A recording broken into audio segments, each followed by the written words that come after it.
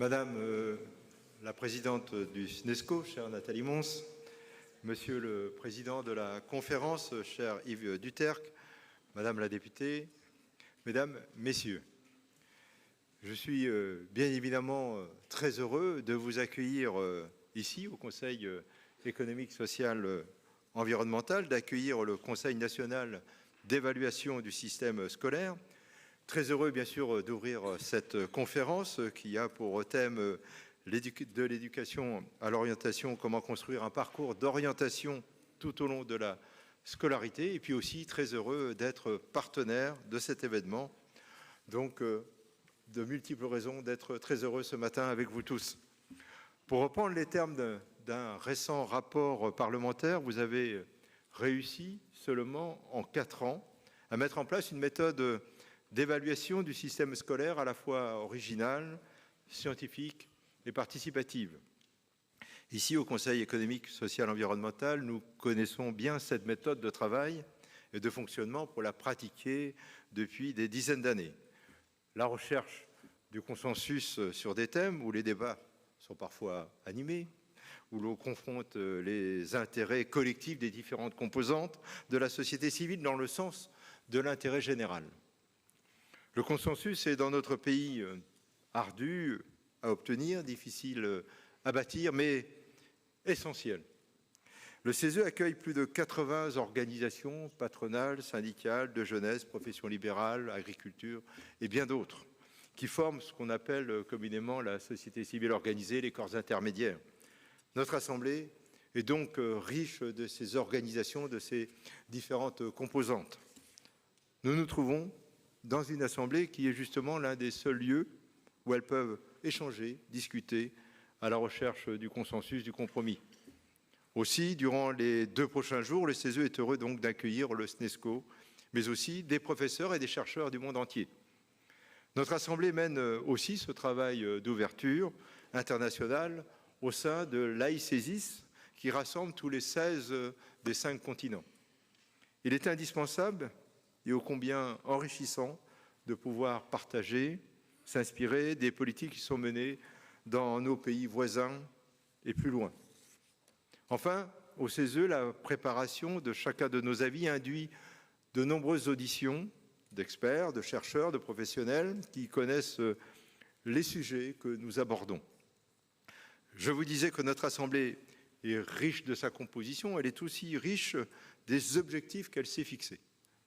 J'ai, dès le début de cette mandature, souhaité inscrire notre action dans 2 axes stratégiques. Favoriser la cohésion sociale et réussir les transitions formidables auxquelles nous sommes confrontés. Nous les avons choisis car ils pénètrent tous les pans de la société, mais aussi parce qu'ils constituent une réponse aux multiples fractures qui émergent depuis plusieurs années dans notre pays. Évidemment, l'éducation n'échappe pas à ce phénomène. J'en veux pour preuve votre récent rapport sur les inégalités scolaires d'origine territoriale. Cela fait d'ailleurs longtemps que nous tenons ici au CESE à apporter des réponses à cette problématique. Ainsi, en 2015, nous adoptions un avis sur une école de la réussite pour tous.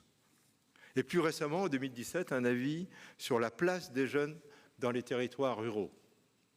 Votre rapport souligne en premier lieu que trop d'élèves subissent des inégalités qui sont extérieures à l'école, notamment du fait d'une démographie inégalement contraignante et de contextes socio-culturels ou socio-économiques défavorables dans certains territoires. Mais ils subissent aussi des inégalités qui sont propres à l'école. Une mobilité contraignante, une offre de formation homogène, un financement différencié, bref, je ne compte pas ici vous faire la liste à l'après-vert, mais elles sont nombreuses. C'est le constat que vous avez dressé. Je peux vous assurer qu'il nourrit nos réflexions.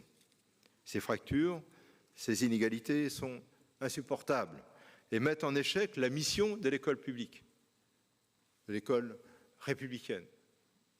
Durant ces 2 jours, vous allez étudier la problématique de l'orientation. L'orientation, et ce n'est pas à vous que je vais l'apprendre, c'est un sujet primordial pour nos jeunes, mais aussi un enjeu de devenir, d'avenir. Il s'agit pour eux de trouver leur place dans une société en devenir. Je vous parlais il y a quelques instants de la réussite des transitions dans ce monde bouleversé par celle-ci, où certains métiers disparaissent, se transforment, où les besoins en qualification augmentent, la capacité de chacune et chacun à s'orienter et se former devient encore plus essentielle.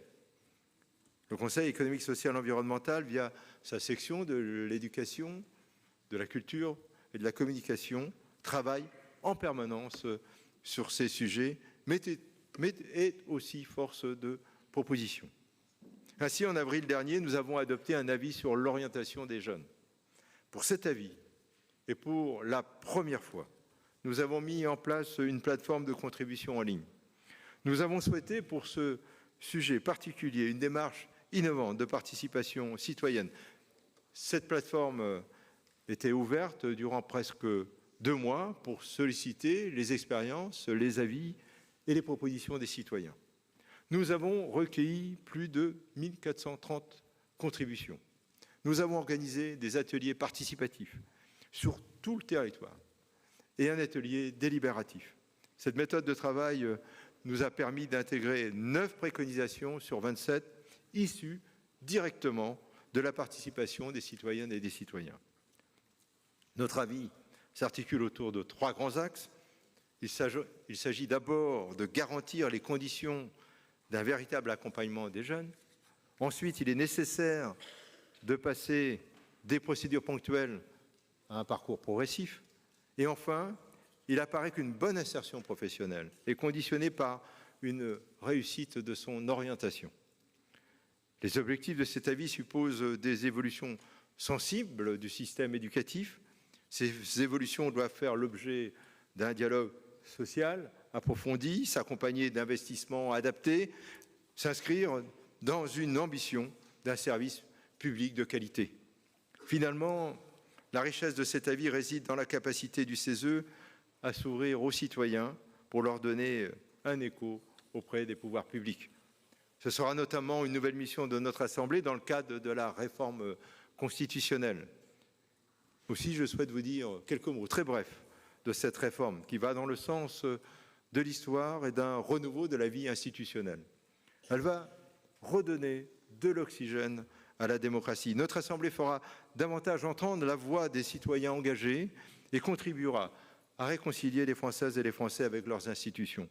Elle sera d'autant plus forte qu'elle accorde à la démocratie participative une vraie place à côté de la démocratie représentative.